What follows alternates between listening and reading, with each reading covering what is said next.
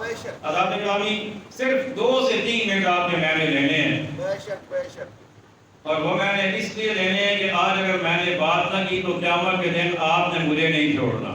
بے شک سبحان اللہ بے شک آپ کہیں گے ہم تو جمعہ آپ کے پاس پڑھتے تھے، تو آپ نے ہمیں بتانا تھا، بے شک آپ نے کیوں نہیں بتایا؟ بے شک بے تو میں اپنی دینی ذمہ داری پوری کرتے ہوئے آپ کو یہ بتا رہا ہوں۔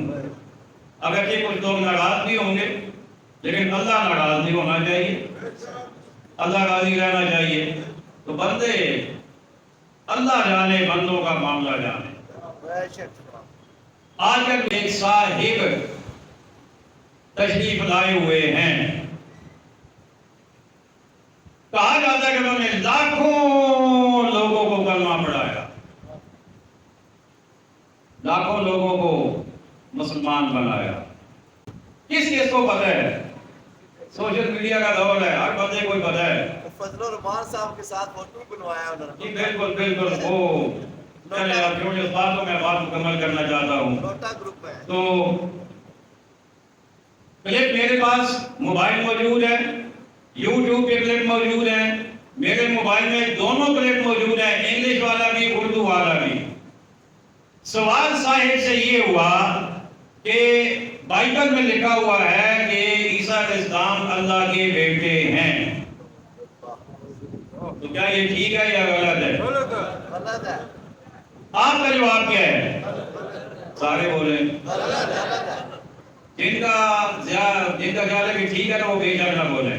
غلط ہے۔ جن کا خیال ہے کہ عیسیٰ علیہ السلام اللہ کے بیٹے ہیں وہ ہاتھ نیچے رکھیں، اور جن کا خیال ہے کہ عیسیٰ علیہ السلام اللہ کے بیٹے نہیں اللہ کے بندے ہیں وہ ہاتھ اوپر کریں۔ بے شک سب کو پتہ ہے صاحب کہ عیسیٰ علیہ السلام اللہ کے بیٹے نہیں ہے۔ نہیں ہیں۔ اب ان صاحب نے جو جواب دیا، میں پہلے کہہ چکا ہوں ثبوت کے ساتھ بات کروں گا، سبحان اللہ بے شک ان صاحب نے جواب یہ دیا کہ بائبل میں عیسیٰ علیہ السلام کے بارے میں نہیں، بہت سارے نبیوں کے بارے میں یہ کہا گیا ہے کہ وہ اللہ کے بیٹے ہیں۔ اعوذ باللہ۔ اور اگلی بات انہوں نے یہ کہی ہے کہ اس کا مطلب یہ ہے، اس کا مطلب میں ان کے بات ہو رہا ہوں کہ اس کا مطلب یہ نہیں ہے کہ وہ اللہ کے جنے ہوئے ہیں، یہ مطلب نہیں ہے۔ اس کا مطلب یہ ہے کہ جو اللہ کی بات مانے، جو اللہ کا فرما بردار ہو جائے، وہ اللہ کا بیٹا کہلا سکتا ہے۔ اعوذ باللہ۔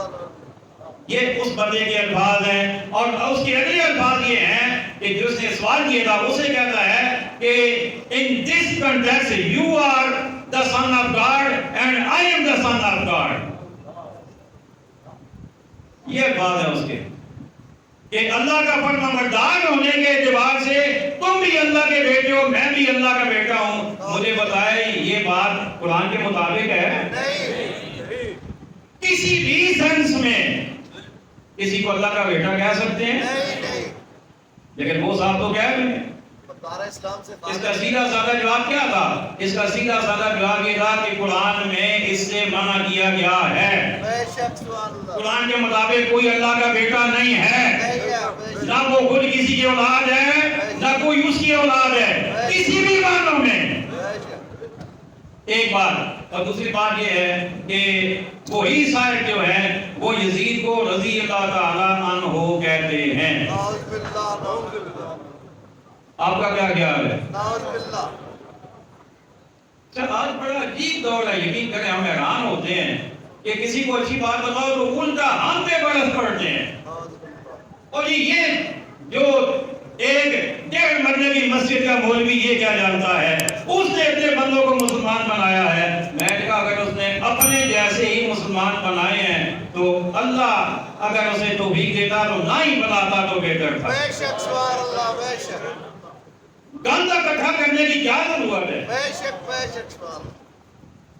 اب وہ مطلب ایک کفر سے نکلے دوسرے کفر میں آ گئے، نعوذ باللہ نعوذ باللہ۔ کیا مقصد ہوا؟ اور اس نے کہا کہ یہ کربلا کی جنگ 2 شہزادوں کی جنگ تھی۔ نعوذ باللہ نعوذ باللہ۔ کون سا شہزادہ؟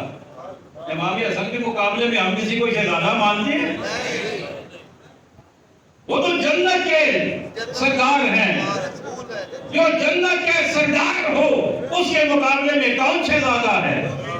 اور پھر اس کا عمل بھی کہ جس نے ساری اہل بیت کو تہہ کروا دیا، شہید کروا دیا، اسے تم رضی اللہ تعالیٰ عنہ کہتے ہو۔ حضرات گرامی، صرف یہ درد دل تھا، آپ تک پیغام کو جانا اس لیے ضروری تھا کہ کل آپ نہ کہیں کہ آپ نے نہیں بتایا تھا، اگر آپ بتا دیں تو ہم اسے نہ سمجھے۔ اللہ کی ہمیں عقائد صحیحہ ہمارے سارے کی توفیق عطا فرمائے۔ وما علینا الا البلاغ۔